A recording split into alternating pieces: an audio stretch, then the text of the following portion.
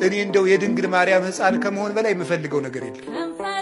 የእሷ ልጅ ሁኜ አድሎኝ ተገንቶ ነው።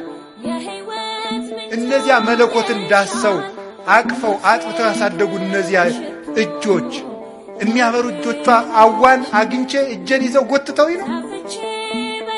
እግዚአብሔር የሰጠን እድል ነው እኮ እንደውም የድንግል ማርያም ልጅ መሆን። የእሱም ትሕትናው ነው። የእኔ እናት ለእናንተ ምናት ትሆናችሁ ልጅ አልሆንም ይባላል። ነውር ነው በእውነቱ። ዓመተ ምሕረት ብለን እኮ መቁጠር የጀመርነው ድንግል ማርያም ከማኅፀኗ ክርስቶስ ከተወለደ ጀምሮ ምሕረት መቁጠር ያስጀመረችን እናት እመቤታችን። አንዱ ሔዋን እኮ ፍዳ መቁጠር ነው ያስጀመረች። ዓመተ ምሕረት እንድንቆጥር ያደረገችን እናት ማን? እመቤታችን።